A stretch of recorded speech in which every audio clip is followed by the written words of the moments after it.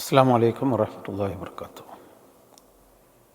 സഹോദരങ്ങളെ, സൂറത്തുൽ ഖദ്റാണ് ഇന്ന് നമ്മൾ പഠിക്കാൻ പോകുന്നത്. അഊസു ബില്ലാഹി മിനശ് ശൈത്വാനിർ റജീം.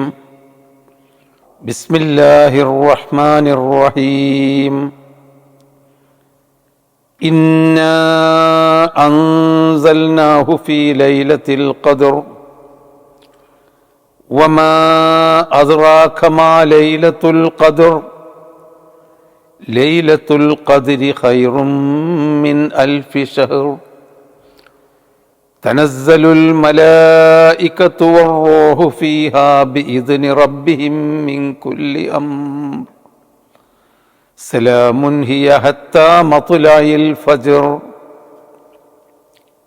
സൂറത്തുൽ ഖദ്ർ നിർണയത്തിൻ്റെ രാവ് എന്നും ആദരിക്കപ്പെട്ട രാവ് എന്നുമെല്ലാം ഈ പദത്തിനർത്ഥമുണ്ട്.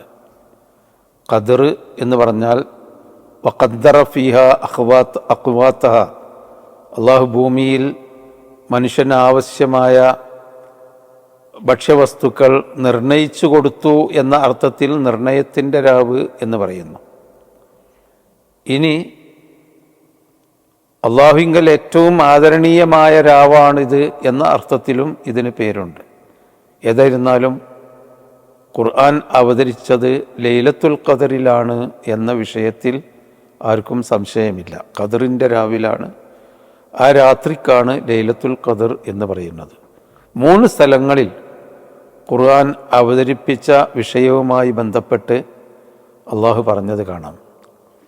ഒന്ന്, ഷഹ്റു റമളാനല്ലദീ ഉൻസില ഫീഹിൽ ഖുർആൻ ഹുദൽ ലിന്നാസി വബയ്യിനാത്തിൻ മിനൽ ഹുദാ വൽ ഫുർഖാൻ.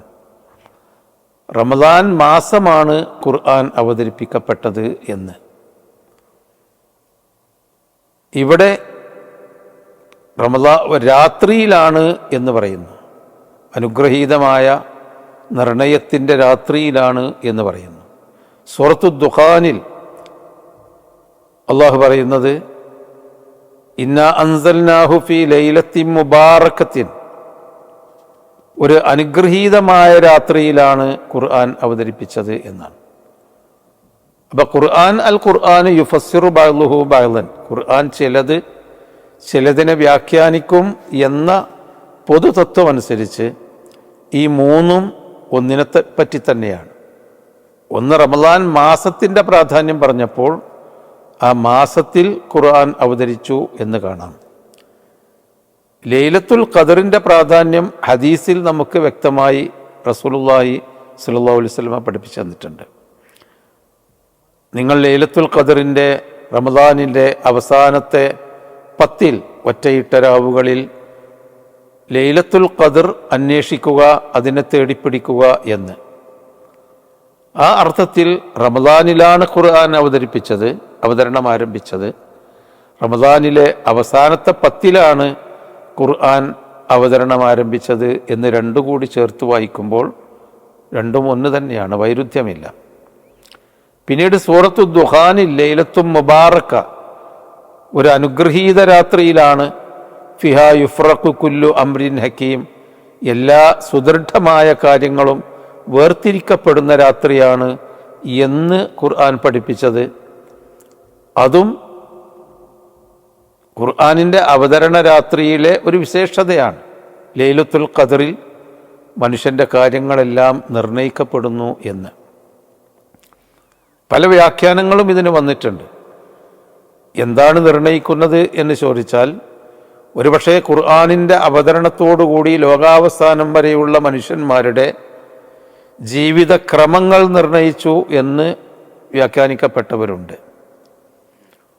അതല്ല, ഖുർആൻ അവതരിപ്പിക്കപ്പെട്ട ഈ അനുഗ്രഹീത രാത്രിയിൽ മനുഷ്യൻ്റെ ആയുസ്, അത് അള്ളാഹു ലൗഹുൽ മഹ്ഫൂൽ, അള്ളാഹുവിൻ്റെ ആ പ്രധാനപ്പെട്ട രേഖയിൽ നിന്ന് ജിബ്രീൽ അലൈഹിസ്സലാം മുഖേന ആകാശലോകത്തേക്ക് ഖുർആനിൻ്റെ ആവശ്യമായ ഭാഗങ്ങൾ അള്ളാഹു തആല നീക്കിക്കൊടുത്തുവെന്നും അവിടെ നിന്ന് ജിബ്രീൽ അലൈഹിസ്സലാം മുഹമ്മദ് നബി സല്ലല്ലാഹു അലൈഹി വസല്ലമിൻ്റെ മനസ്സിലേക്ക് കൊണ്ടുവന്നു കൊടുത്തുമെന്നുമെല്ലാമുള്ള വ്യാഖ്യാനപ്രകാരം ഖുർആൻ ഇറങ്ങിയ ആ രാത്രിയിൽ അള്ളാഹു മനുഷ്യൻ്റെ എല്ലാ കാര്യങ്ങളും ഒരു ഹദീസിൽ പറഞ്ഞ പോലെ മനുഷ്യൻ്റെ ആയുസ്, അതുപോലെ തന്നെ മനുഷ്യൻ്റെ റിസ്ഖുകൾ, അവൻ്റെ നിർഭാഗ്യങ്ങൾ, ഇതൊക്കെ നിർണയിക്കപ്പെടുന്ന ഒരു രാത്രിയും കൂടിയാണ് ലൈലത്തുൽ ഖദർ എന്ന് വ്യാഖ്യാനിച്ച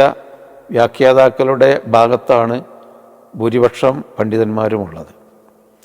വളരെ ഒറ്റപ്പെട്ടതും ദുർബലവുമായ ഒരു വ്യാഖ്യാനത്തിൽ സൂറത്തു ദുഖാനിലെ ലൈലത്തുൽ മുബാറക്കത്ത് ശഅബാനിലെ 15-ാം ദിവസമാണെന്നും അന്ന് പ്രത്യേകമായ പുണ്യകർമ്മങ്ങളും ആരാധനകളുമുണ്ടെന്നുമെല്ലാമുള്ള ചില വളരെ ഒറ്റപ്പെട്ടതും ഒരിക്കലും വിശ്വാസയോഗ്യമല്ലാത്തതുമായ ചില കാര്യങ്ങൾ കാണാം. അതിൻ്റെ അടിസ്ഥാനത്തിലാണ് മുസ്ലിങ്ങളിൽ ചിലരെങ്കിലും റമദാൻ 15 പുണ്യമായി കാണുന്നത്. യഥാർത്ഥത്തിൽ ഇസ്ലാമിൽ അതിന് യാതൊരു തെളിവുമില്ലാത്തതാണ്.